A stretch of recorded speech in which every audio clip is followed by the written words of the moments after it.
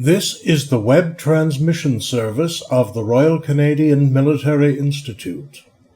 On June the 22nd, RCMI's resident Romanist Eric Morse delivered the 13th Val Ross Memorial Lecture in Roman History to Military History Night live in the Otter Room on the theme, Prefect, Take a Detachment and Clean That Out. The Battle at the Harzhorn, AD 235. That being said, ladies and gentlemen, without further ado, a warm welcome, Eric. Over to you. Thank you, Paul. So, ladies and gentlemen, former U.S. Secretary of Defense, the late Donald Rumsfeld, once said that there are known unknowns. Those are things that we know that we know. There are known unknowns. That is to say, there are things that we now know that we don't know. And there are also unknown unknowns. And those are the things we don't know we don't know. And this got him seriously razzed at the time. But there's nothing wrong with the logic. Slavoj Žižek, the Slovenian philosopher and cultural critic, has added a fourth category, unknown unknowns. Unknown knowns, the things that we ought to know perfectly well, but somehow didn't notice. This is best exemplified by the guy who dressed somebody in a gorilla suit and sent him through a basketball scrimmage and nobody noticed. But it is an unknown known that made the discovery of what is now known as the Battle at the Harzhorn such a shock. The middle 50 years of the 3rd century of this era were not the best half-century Rome ever experienced. In fact, they might well have been about the worst. Military coups, barbarian invasions, hyperinflation, dogs and cats living together, and on top of everything else, recurring bouts of plague. By 260 AD, the empire had split into 3 parts, and it was only put together again by brilliant efforts founded on some real sentiments of self-interested patriotism coalescing in the army of the Danube. But traditional scholarship has always assumed that if things had gotten that bad that fast after 235, they must have been in pretty bad shape already. Now that is a mistaken assumption that we're only realizing is a mistaken assumption in the past 10 years because we're seeing how fast things can go to hell in a handbasket. But the traditional view was that the army had been barbarized, degraded. The sources speak of the rapacity of the soldiers, the greed of the soldiers, the demands of the soldiers. There was some of that, to be sure. The dynasty that Septimius Severus founded in 193 pandered shamelessly to the army. It was becoming more and more a corporate force in the empire as the emperors were becoming more and more beholden to it. And then as now, an army with its own corporate agenda is never a good idea. In 2000, just outside the town of Kalefeld in Lower Saxony, 2 hobbyists with metal detectors were exploring an undistinguished ridge called the Harzhorn, overlooking an ancient trade route from the Rhine to the Baltic called Autobahn 7, which was presumably back then known as Amber Route 7, 300 kilometers northwest of Mainz. What they found was not what they were looking for, but illegal buried medieval treasure pales by comparison. It was a Roman cavalry horseshoe, called by modern archaeologists a hipposandal, of a pattern known to have been used in the 3rd century. The detectorists shouldn't have been there in the first place, so they waited until 2008 to show it to Dr. Petra Löhne, an archaeologist at the local museum in Kalefeld, who then mobilized every volunteer with a metal detector in the area. Over the next 2 years, they discovered over 1,500 artifacts from a Roman-German battlefield in the middle of the 3rd century. They found coins. The earliest very worn ones were from the Emperor Commodus, who reigned from 180 to 192. The latest quite crisp ones were late issues from the reign of Alexander Severus, who reigned from 222 to 235. And that almost certainly dates the battle to the year 235 in the reign of the very short-lived Emperor Maximinus Thrax. The shock of the moment, and this is our known unknown, is that based on all modern scholarship, no such battlefield should have existed. For most of the modern era, it was an article of faith that after their disastrous defeat beyond the Rhine under Varus in 9 AD, the Romans never again penetrated deeply into Germany. But Cavalryman is very deep. It's about 300 kilometers towards the Elbe from the Rhine at Mainz, which was then called Mogontiacum, the headquarters of the military district of Upper Germany.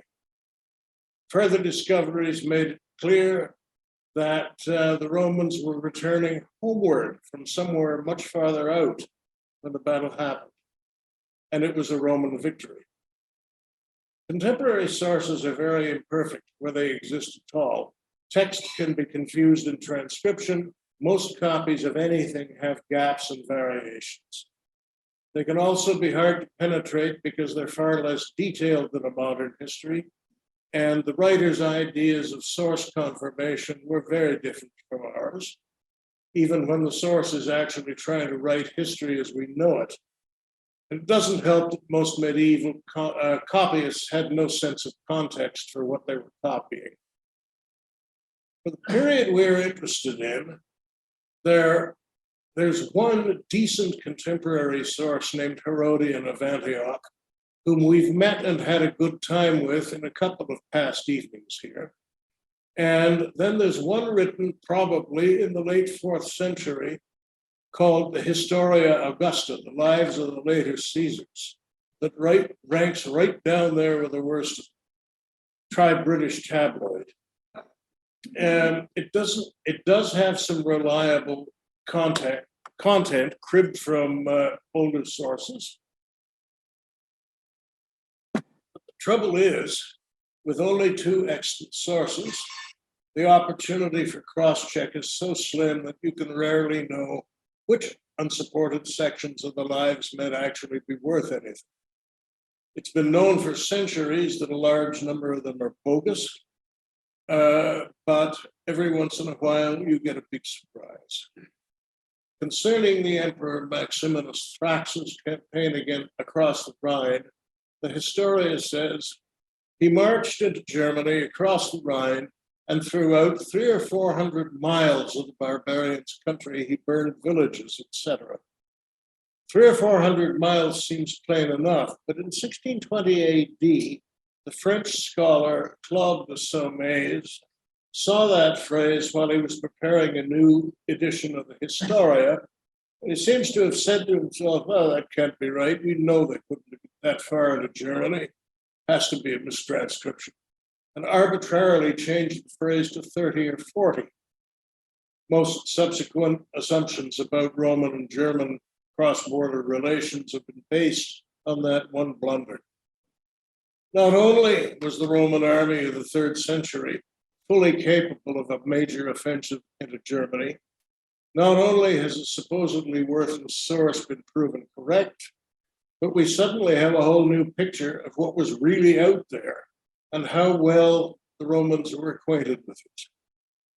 The Harzhorn finds are only the second ancient open-site battlefield ever found. The first one was the Varus Disaster, which is now pinpointed at Kalpresa in northwestern Germany. And has allowed a pretty accurate picture of the battle itself to be developed. It's also caused great debate among archaeologists because when it comes down to it, what they have to work with here is a debris field on a slope. Some highly reputable archaeologists initially questioned whether the arrangement of the bits and pieces was an accurate indication of what happened that day in 235. But even if the assumed narrative turns out to be somewhat different, the finds themselves, which are pretty securely dated to Maximinus Thrax and his offensive of 235, tell us a lot that we didn't know about both Rome and the Germany of the day. Among the other significant finds on the field are a carpenter's axe and legionary shovel, some cart parts, bits of harness strewn across the lower base of the spur, an entrenching pickaxe called Delabra in Latin, in magnificent shape with the name of the legion 4 Flavia on it. And that's the only unit identifier found so far. Now, 4 Flavia was based at Belgrade, which lends credibility to the source's statement that it was a very large expeditionary force. And I hope the British Army have been paying the Roman Exchequer plenty of royalties on the design, because that's who they got it from, and it was in use at least into the 1960s. Dozens of spearheads, including one identifiably German, that's the one to the lower right, because Roman munitions were expendable, therefore undecorated, and this one's got some rather nice gold decoration on the neck. Then 3 pilum heads. The pilum was the standard heavy infantry javelin, and this confirms that the legions were still using the classic weapon in the middle of the 3rd century. A piece of a Roman cavalry helmet of known 3rd century pattern, and a chunk of very fine chainmail of unknown ownership. Many types of Roman troops wore chainmail, as did any German noble who could afford it. So all we can be really sure of is that if it's chainmail, it came from a Roman workshop. The peak and the mail are the only items of personal armament found to date. No swords, no shields, almost no personal items, and no human remains. It is one clean battlefield. The same is applicable to the battlefield of Calpresa, the Varus Disaster, but there they were able to find at least entrenchments. And there's one other battle from the ancient period that has left significant stuff behind, but it's under 50 meters of water, so it doesn't count. They've been dragging up all kinds of neat stuff, including rams from that one. Some Roman military hobnails, and the trail of hobnails up the slope of the spur on the north side, marking the line of the infantry's advance. It's a straight path in the direction they were going, and it suggests that the infantry at least never deployed from column to line of battle. Now, since this discovery was made, it's become accepted that if you find a line of hobnails, that is a clear-cut indicator that a Roman column has been through there, because all Roman kit was very high maintenance. Here's a reconstruction of what a period cavalryman looked like, and it's unfortunate that he decided to be blowing his nose. Here's the infantry. Now, the one on the left is the classic Imperial Infantryman we've all come to know and love. The one on the right is a little conjectural, but it's probably pretty much what a mid-3rd century infantryman looked like. The shield is authentic, but it's from out east. The helmet is very elaborate, and there's argument over whether that's infantry or cavalry, but it gives a lot more face protection than the earlier one. On the other hand, it definitely confines the field of vision. And then far away and most significantly, windrows of arrowheads and scorpion bolts, arranged to suggest a semicircular field of fire around the eastward base of the spur. The Scorpion, which is what the gunnery centurion called it, while the learned scholar called it a ballista, is the light two-armed torsion-powered infantry catapult made of wood and metal, sometimes with a gun shield, and either a tripod or a light two-wheeled field carriage. It shot 3-foot bolts. It had a crew of 2, and there were notionally 55 of them per legion. The military college of the Bundeswehr has a classical warfare technology section, because of course they do. And during 2012 and 2013, they were out on the Harzhorn slope doing scientific experiments with reconstructed scorpions.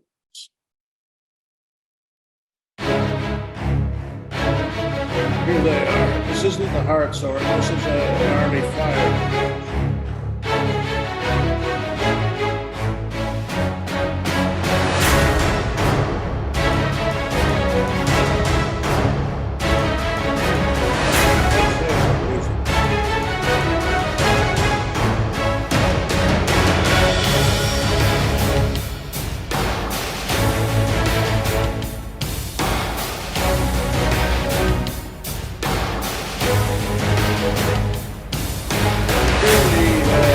Roman army had a lot less traffic setting up.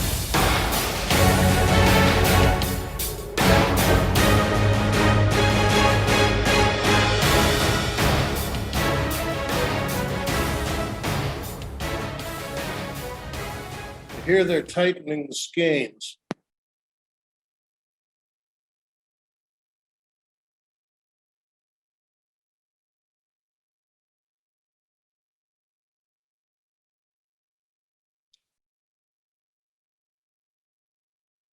Now this catapult, the arms fire inward.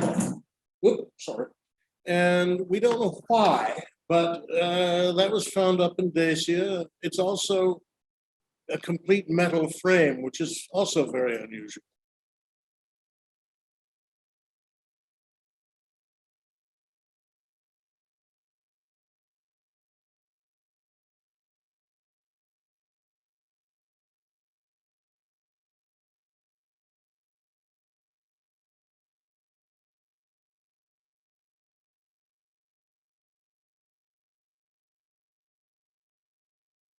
Despite the impression that a couple of breathless articles in the German media may have created, the capabilities of the weapon have been well known for decades.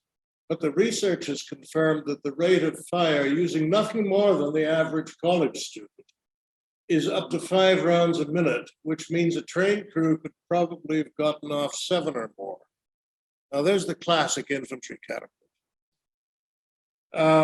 It has confirmed that the muzzle velocity is stupefying, around 70 meters per second, and that properly deployed in batteries, it can create a true kill zone. 74 bolts were found in an area the size of a large dining room on the Harzhorn field. They legitimately occupied the technological and operational niche of a machine gun section in an early 20th century army. So if you think of the Maxim 1910, which has made a comeback with the Ukrainian army, because again, what hasn't? You're pretty close. The big discovery in the tests is that humidity doesn't affect them. I had to get those guys in. The big discovery in the test was the humidity doesn't affect them. Wetness makes any kind of classical bowstring go limp, but the big sinew skeins in the catapults performed just as well in pouring rain, and the Romans had themselves an all-weather field piece. They even experimented with a mechanical hopper feed, but it never worked properly and it probably wasn't needed. So that's the scene setter, and here is the plotted concentration of fire from the artillery. So we come to the offensive of 235 AD, and we have to scroll up here, not there. This wasn't a major battle. the Victorians would have called it an action, and they would have struck a clasp to be worn with the campaign medal. And just possibly the Roman army might have done something similar, because in all times and all places, soldiers have chests and neat, shiny objects to dangle from them. It doesn't seem to have involved more than a couple of thousand aside. So what we almost certainly have is a botched ambush and a clearing action in front of a much larger column. A very long piece on the Rhine had been breached in 213 AD, 30 years before the time we're talking about, when the new German tribal confederacy of the Alemanni, which means everybody, and is where the French get Allemagne from, attacked across the Limes into the 10 cantons district and the province of Rhaetia, South Bavaria. All those red diamonds are forts along the overland Limes. The Emperor Caracalla, who was Septimius Severus's elder son and one of the nastiest SOBs that ever wore the purple, waged a brief campaign for which we have only a propaganda notice. A far more serious breach, back here, you. A far more serious breach occurred in 233 under the young Emperor Severus Alexander, the last of his mainly Syrian dynasty. Now I've got my, there you are. The Alemanni again swamped the Limes, and this time the damage was substantial. But the empire's major problem at that point was strategic. They were facing the nasty prospect of a two-theater war, and they knew it. In 224, the Parthians in Mesopotamia, who had served for 2 centuries as a very expensive bête noire and punching bag for the empire, were overthrown by the highly aggressive and far more centralized Sasanian Persian dynasty. The new king of kings, Ardashir I, set out to restore the glory that was Persia, and he and his successor Shapur, who reigned from 240 to 270, between them, nearly destroyed Roman power in the east. In 231 to 233, Severus Alexander was in Syria fighting a not very successful and extremely expensive offensive against Ardashir when word came of the Alemannic attack. He hastily shifted the army's center of gravity back to the west. As Herodian points out, Germany, being right next door to Italy, was a far greater perceived threat, in Italy at least, than anything in the east. Alexander brought eastern troops, mainly cavalry and archers, but also including several units of heavy lancers seen here, cataphracts, which the army nicknamed Clibanari, boiler boys. You can see why in the sun. He brought them with him, and he prepared a massive attack into Germany based on Mainz. The word surge does have some relevance because the intent was not to occupy, but to stabilize and suppress. The high command were very aware the Eastern Theater had been left in a very unstable condition, and that Ardashir would come at them again as soon as he could, as indeed afterwards he did. A huge expeditionary force was gathered, and then Alexander unexpectedly decided to negotiate. A red line is a red line in any age, and Alexander had drawn one and then backed down. The sources tell us that he was far too much under the thumb of his mother, Julia Mamaea, and that the soldiers, quote unquote, wished for a stronger emperor. The simplified narrative probably reflects genuine divisions of opinion of the high command, going well beyond the emperor's tent. For one thing, Rome and Italy may have felt more threatened by the Alemanni than by Ardashir. But the imperial family had very deep personal connections out east, which is what is very interesting, though, is that the possibility of paying off the Alemanni was considered as a viable option in the policy toolkit by an influential faction in the government. It had happened before, it would happen again, but it wasn't going to happen this time. Severus and his mother were assassinated in a general's putsch in early 235. He was replaced by a very experienced, very large, 8'3" English inches, and very lower class general officer called Maximinus Thrax, who was in command of the newly raised Legion IV Italica at the time. As soon as he took power, Maximinus had to suppress 2 counter-putsches before he could even march. At least one of those originated from the Eastern troops who were never on good terms with the European army groups and never on good terms as a euphemism. But he was almost certainly moving by summer of 235. You don't find any Maximinus Thrax coins on the Harzhorn, which meant he was more interested in moving than in minting. But you can't keep a major force concentrated for very long in those logistical, let alone political conditions without using it. Even a modern force has problems doing that, which is why a lot of us figured by December last year that Putin's buildup on the Ukrainian border was no bluff. Once it was there, he had to use it. Likewise, Maximinus Thrax. Herodian says Maximinus led out his entire army and crossed the Rhine Bridge fearlessly, eager to do battle with the Germans. Under his command was a vast number of men, virtually the entire Roman military force, whatever that means, together with many Moorish javelin men and Osrenian, i.e. Eastern, and Armenian archers. The javelin men and archers seemed to be especially effective against the Germans, taking them by surprise, attacking with agility, then retreating without difficulty. Maximinus advanced deep into German territory, carrying off booty and turning over to the army all the herds they encountered. The Historia Augusta adds, he burned villages, drove away flocks, slew numbers of the barbarians themselves, enriched his own soldiers, and took a host of captives. And had not all the Germans fled to the swamps and forests, he would have brought all Germany under Roman sway.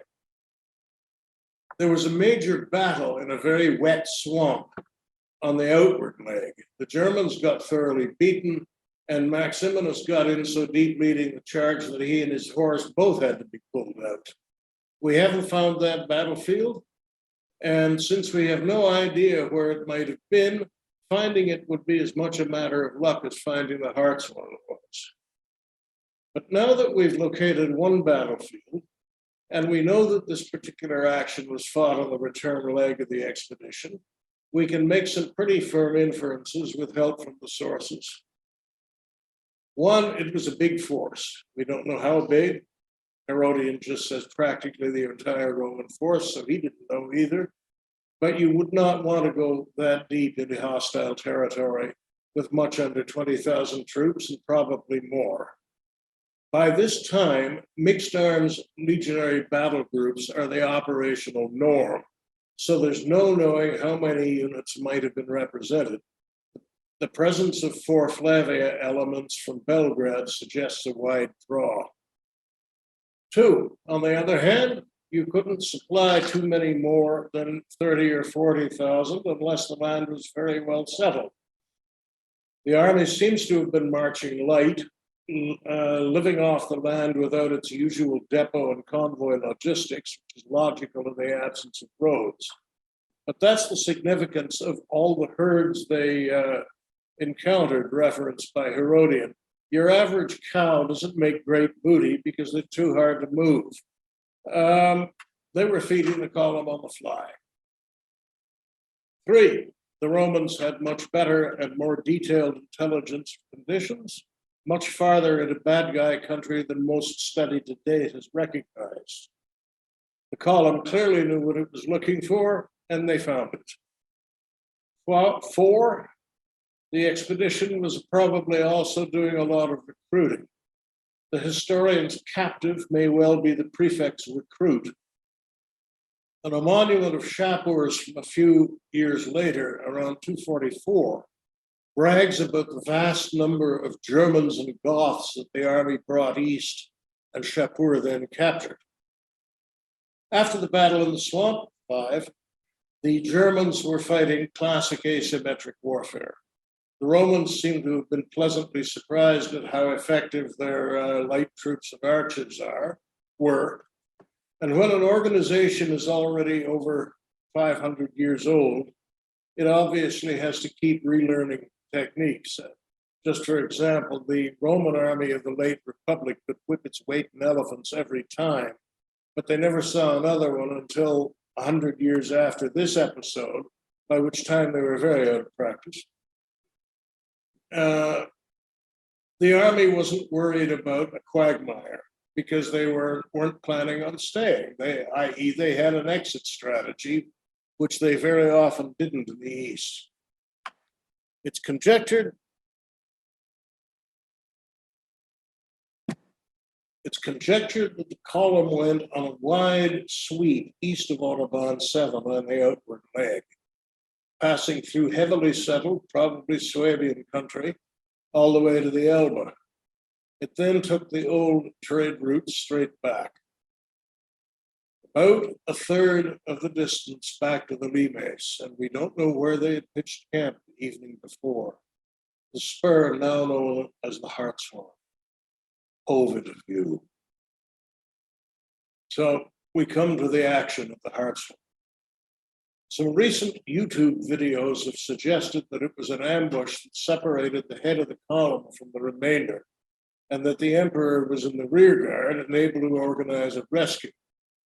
But frankly, that doesn't seem likely to me because, just for one thing, Roman field doctrine per Josephus places the command group just behind the vanguard battalions, and you would have had to tie that emperor down to keep him out of the vanguard, and tying that emperor down would have been something of a chore. There are also several monuments to deceased Eastern heavy cavalry and archery officers, and one legionary of 4 Flavia scattered throughout Upper Germany, which attests to how big the force really was. The cataphracts weren't much use in the terrain, and one variable we often overlook is whether any of the Roman military gravestones for any era are deaths from disease or accident. The reason we overlook them is there's no way to know. All military gravestones were erected privately. But we can note in passing that these few memorials are from the Eastern contingent, who wouldn't have enjoyed the weather in the slightest, but it's still not a statistical sample. And that being said, and as much as it irritates the purists to mention it, the best we can do in most circumstances, and you've seen this from me before, is construct a realistic narrative that does not conflict seriously with the evidence on the ground and the sources. But it's always vital to find a happy medium. And God knows the one we found should be happy because we paid her enough. She called up for us the shade of one Aurelius Perennis, a veteran officer of 4 Flavia, who describes the scene suitably expurgated and without the usual supernatural gibbers and squeaks. I was up with the command group for a bit of the march back, liaison for Flavia's vexillation. Caesar always marches in the van, can't keep him out of it. At the big battle in the swamp, we pretty well had to pull him out of it. We're headed south a couple of hours out from camp. It's getting on for noon, and this ridge heaves in sight. We're following the track towards the marshy gap on the left, and all of a sudden, the ridge is infested. I don't know what they thought they were doing up there. It was an ambush, it didn't work. Some local who'd never gone heads up with the army before decided he could block us, I guess, when he should not been tried twice.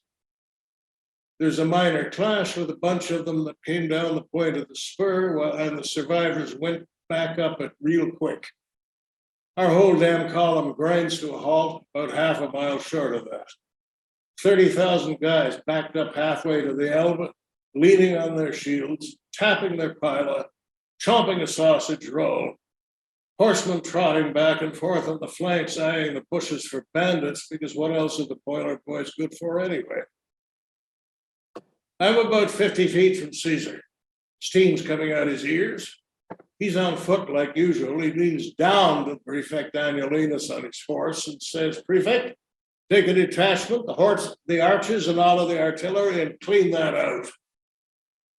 Annulinus heads for the rear with me, and we come back with most of Flavia's battle group and a wing of cavalry in tow, plus missile troops and artillery up the yin-yang.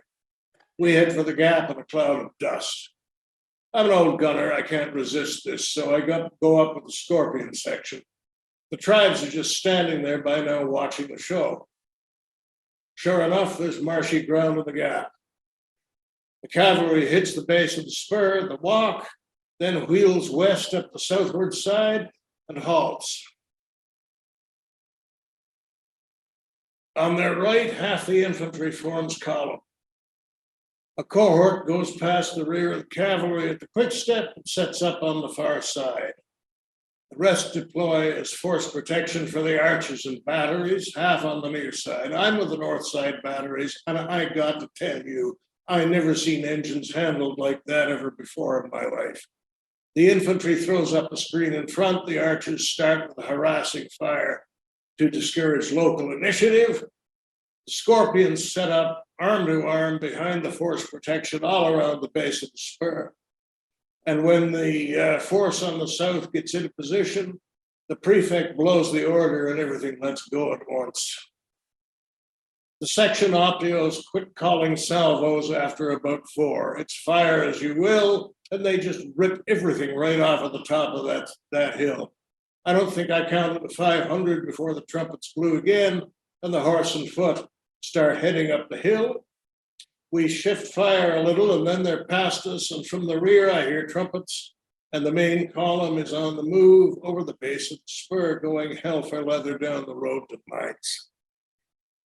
I don't think the whole thing took an hour. I don't think we took 20 casualties. The infanteers never even deployed out a column, but by the bull's horns did we kill bandits. Et voila.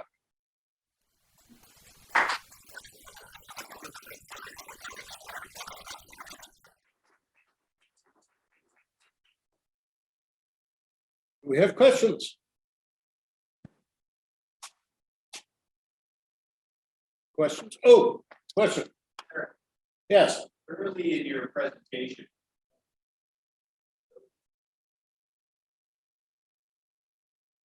Really? Really? Early in your presentation, you mentioned that no bodies or remains have been found at the battle sites. Is that because they decomposed, or were the battle sites cleaned or released after an action and the bodies were buried elsewhere? I tend to guess they were policed. For one thing, the biggest metal stuff around is ballista bolts. If the scenario is anything like the way I've described it, they wanted to get moving. They would not leave any significant equipment kit in place, but they might have been moving too fast to police up ballista bolts. In fact, we know they were. Same thing at Kalkraiser, really. And the third battle I mentioned is the Battle of the Agadi Islands under 50 meters of water, and they're finding everything down there, including rams.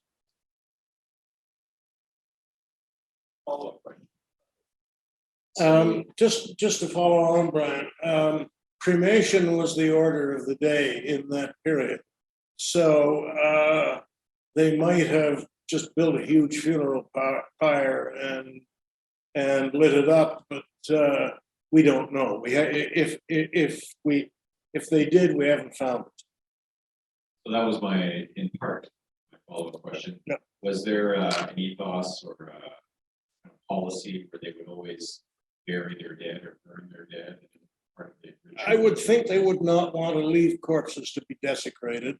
After the Varus disaster, Germanicus led several retaliatory raids, found the battlefield, buried the dead, but as soon as he went back across the Rhine, the tribes desecrated it. So after that, I suspect that the army was a lot more careful with its dead. But as I said, the thing we need to remember is that every gravestone or memorial we've ever found was erected privately by his comrades, by his family, by his wife, but never officially, except for that one big cenotaph on the Danube that I talked about a few years ago. Bob. Eric, Sorry, Tony. sorry. The object of the excursion, where they punched through the Alemanni, they went up to the Elbe, who were up there, what were they sort of demonstrating against? And who actually came at them? Well, we're not sure about any of that. The Alemanni, if they were smart, and they were smart, probably got out of the way. The Swabians were a heavily settled people in the area out towards Magdeburg, and if you were going to find recruits and booty, that was where you were going to find it. There's not much to loot in Germany. They were an agrarian society that still depended on raiding as a national sport. And as I say, there's not much you can do with cows except eat them. So it was retaliatory, it was suppressive, and of course, they took every able-bodied male they could get. And half of them probably had fathers who'd served at some point by this time, and half of them were probably sworn in by the time they got back to Mainz. Eric, looking at the kinds of findings that we are showing here in more recent medals, as we find these kinds of archaeological findings, do they make us feel that we are learning more and more and more about the Roman state, or is it the opposite? Do we keep realizing how little we know about Roman history? That's a philosophical question. I have to assume that it's a contribution to knowledge. I mean, there's interesting perspectives when we talk about catapults. It was already known in 1800 that the Roman field artillery was better than anything the Europeans possessed. Wellington's generals went to him at one point and said, look, can't we just go back to what the Romans had? And they didn't, of course, but they knew that they were technologically far behind Frontinus. So, and again, what we know or how we conceive the Roman Empire is heavily overlaid by Victorian perceptions. Remember that clasp. We find the Roman army, the Roman Imperial Army, far more familiar than it might have been objectively, simply because the Victorians identified with it so much. And the Germans. Next. Paul, is that a hand up? No. I see a hand up. It belongs to Mark. Yes, thank you, Eric. You earlier in your presentation, you were talking about the shifting of the armor for the legionnaires from segmentata to mail. Was there a reason they did that, or was it better, or was it a matter of manufacturing? I think it was a matter of manufacturing. remember, most of this stuff is produced in camp, except for the Praetorian stuff, which would have been batch lots. But the Roman army was not at all uniformly clad, except for the shield facings, which was, how they identified each other. Paint a big Z on the shield, and you're an instant Russian. But I don't know the answer to that. I would assume there's been a lot of work done on it, but it's very hard to replicate the actual industrial conditions in a real Roman camp. I'm just assuming they had lots of people who go tink, tink, tink on those little rings. The problem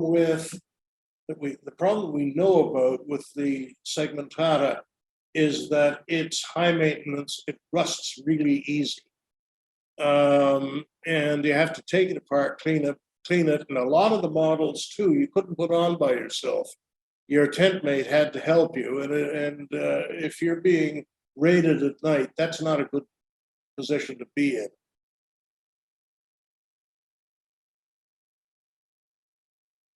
Sir, Bob. No, Fraser. And about your last slide, you show the Roman group coming down from the north. Mhm. Just a red line. Yep. Probably our normal group of people that we know, at least our normal sign of Roman is a straight road. In other words, you drive around England, you see a straight road, it's a Roman road. Mhm. The old English roads wander around through valleys, it went around the hills.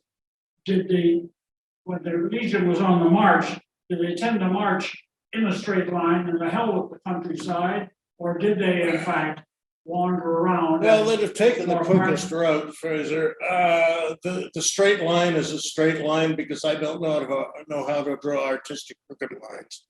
But they would march the quickest way. And it got them where they wanted to go. But of course, there were no roads out in that part of Germany. They were depending on local tracks. Anybody else? Hi, Eric. Hello. We know that this battle happened during the reign of Maximinus Thrax, just because he launched a series of offensives against the Germans in 235. Well, he or is launched. it mostly from the coins? He launched an offensive against the Germans, and both sources say that it was a huge one. There is no other record of any other huge offensive being launched into Germany at the time. And given what happened afterward, in the 2 years afterwards, there would have been no opportunity. But the coins are indicative. Very crisp ones from late in the reign of Alexander. That would have been the last pay he handed out. And Thrax needed to get moving. He could not keep however many, 50, 60, 40,000 troops under canvas in the greater Mainz area and expect anything but trouble. He had 2 putsches to put down. I wouldn't guess that he waited more than 3 weeks to a month to get that expeditionary force underway. Thank you, everyone.